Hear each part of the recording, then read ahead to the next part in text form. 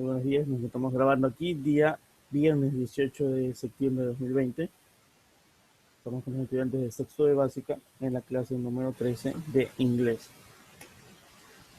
Vamos a empezar y recordándoles que, al igual que en otras asignaturas, al ver el icono, sabemos que debemos pasar a nuestro portafolio.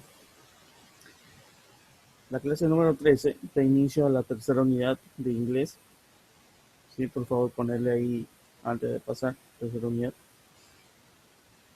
Y vamos a ver lo que es el verbo to be, que hemos estado analizando en clases anteriores, pero en tiempo pasado. ¿Cómo es el verbo to be en tiempos pasados? Bueno, nosotros recordamos que en presente podemos tener el verbo to be en tres diferentes palabras. Por ejemplo, para el I, que era el am, para el singular, que era is, y para el plural, que era are. En el caso del pasado, el verbo be solamente puede estar en dos formas. En was, was, cuando es singular, y were, were, cuando es plural. Solamente de esas dos formas. Por ejemplo, aquí tenemos con cada uno de los pronombres: I was, en singular; you were, sabemos que aquí con el you siempre va en plural; he was, she was, it was, que son las terceras personas en singular; y aquí tenemos en plural: we were, you were, they were. Como ven, solamente tenemos el was y el were. La estructura es similar a la oración afirmativa que estudiamos con el verbo to be en presente. Sujeto, verbo y complemento. Solamente ahora que va en pasado. Si nosotros recordamos el verbo be o el verbo to be, significa ser o estar. Entonces, en pasado, el significado es el mismo, solamente pues que cambia el tiempo del verbo. En este caso sería fui o estuve, porque estamos hablando en pasado. En el ejemplo de aquí, I was a good son. Yo fui un buen hijo. Vamos a cambiarle el pasado a estas oraciones que tenemos aquí.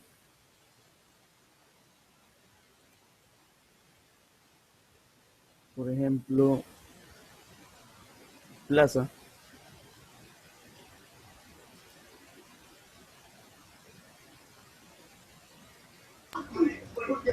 ¿Cómo sería la primera? Las 7:42, las 7:43, las 7:46. Justo detrás de la iglesia Nuestra Señora de la Moral. Bueno, estos robos, accesorios, expendios. Estamos cambiando esta oración I am sick en pasado. ¿Quiénes están en el mismo lugar? En el mismo calle cultivo. Droga, vía pública, vehículos estacionados. Se les acaba el dinero para comprar la dosis necesaria y si no hay vigilancia, ¿Cómo sería?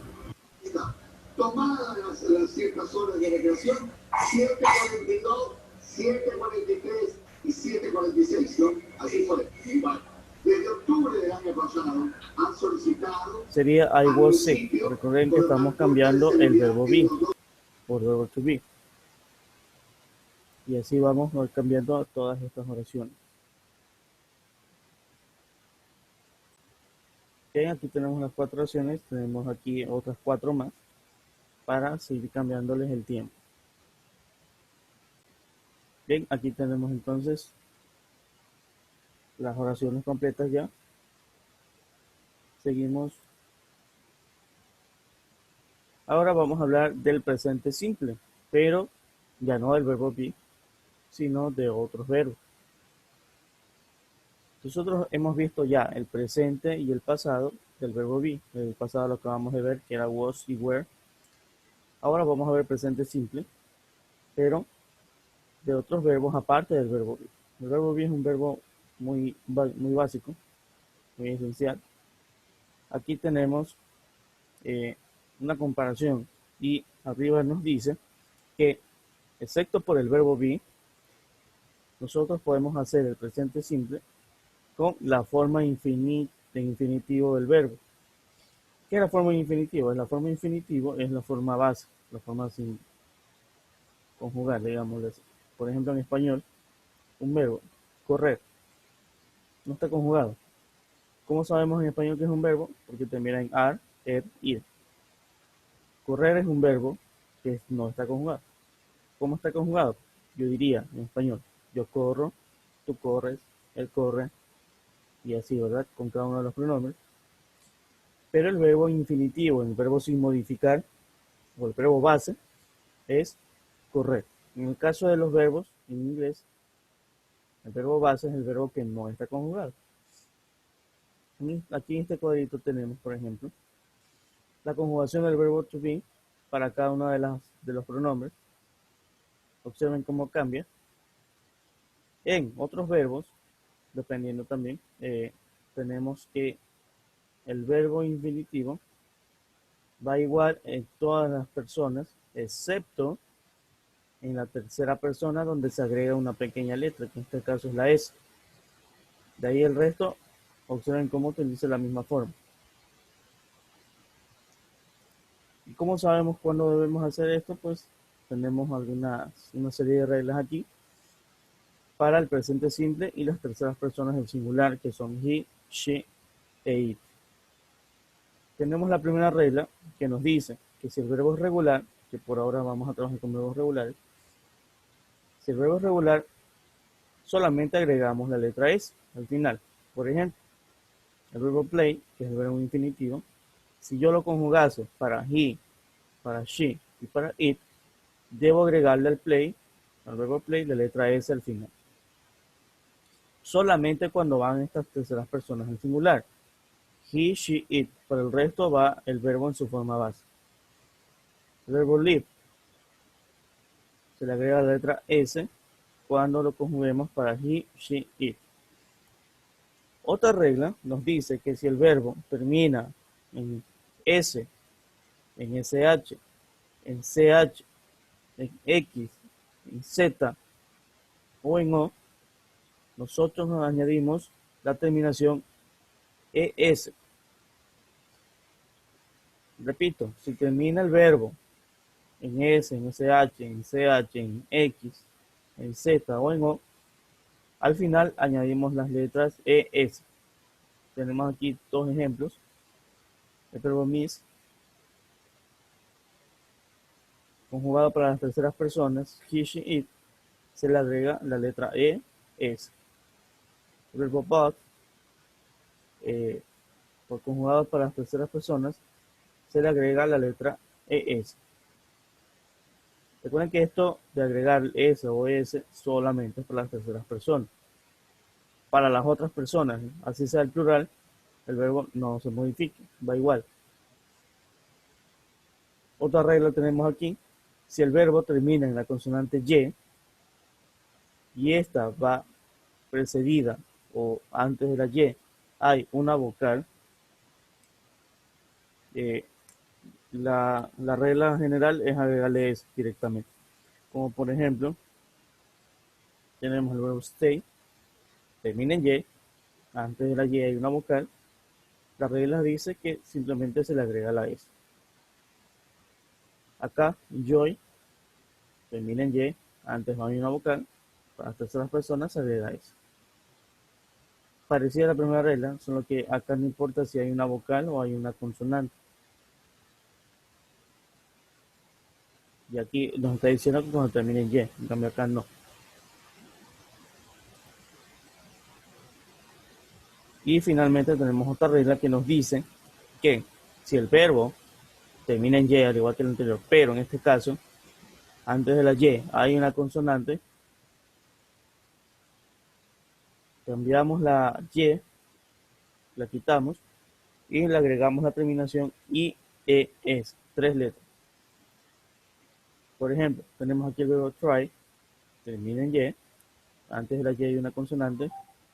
Para las terceras personas, cambio esa Y, la saco y pongo IES, tries. solamente para las terceras personas. He, she, it. Tenemos aquí el verbo study, termina en y, hay una consonante antes. Para las terceras personas quito esa y agrego la terminación IES. Study, studies. Ahora, en el caso cuando vimos el verbo be, servía también para hacer preguntas. En el caso de estos verbos, otros verbos que no son el verbo be, ¿cómo se hacen las preguntas? Pues bueno, para las preguntas y en el caso de las respuestas también, usamos un verbo auxiliar que es el do y das. El do cuando hablamos en todos los pronombres que no sean tercera persona, y el das cuando sí lo sean. Es decir, he, she, it utilizan el das como verbo auxiliar para hacer preguntas y para responder esas preguntas. Bien, entonces aquí termina lo que es la clase, el contenido, y comienza el deber. Está dividido en 4 partes, me parece. Vamos a revisar. A ver, el deber 11 en este caso consiste el primero en llenar los espacios en blanco con la forma correcta del verbo to be. Aquí tenemos 4 oraciones. Tenemos la oración, el espacio donde va el verbo to be, y ustedes tienen que elegir si va was o si va were. ¿Cómo? Pues aquí tenemos el sujeto. Sabiendo el sujeto, podemos saber si va was o va were. La segunda parte del deber consiste en completar con el pronombre correcto de acuerdo al verbo. Aquí en este caso es al revés. Ya tenemos el verbo be en pasado. ¿Y qué tenemos que hacer? Poner el pronombre que va aquí, según corresponde. Aquí tenemos las opciones. Una de estas es la correcta. De estas 3, por ejemplo, ¿cuál de estas 3 va aquí? Usted la escribe. En la segunda, ¿cuál de estas 3 va aquí? La escribe acá. Dependiendo del pronombre, dependiendo del verbo que está escrito aquí. Tenemos aquí la siguiente parte que nos dice que debemos cambiar estas oraciones en la forma del verbo be en pasado. Aquí tenemos una oración en presente. Paul and Karen are in Mexico. Esta oración debemos cambiarla a pasado. Ya saben qué es lo que tienen que hacer aquí. Solamente se cambia el verbo be por la conjugación en pasado que corresponde. Y finalmente, la cuarta y última parte del deber es que deben corregir los errores en estas oraciones. Estas oraciones están mal escritas. Para ser específicos, el verbo be no es el correcto, el que está aquí. Ustedes tienen que escribirla como va escrita correctamente con el verbo be que corresponde.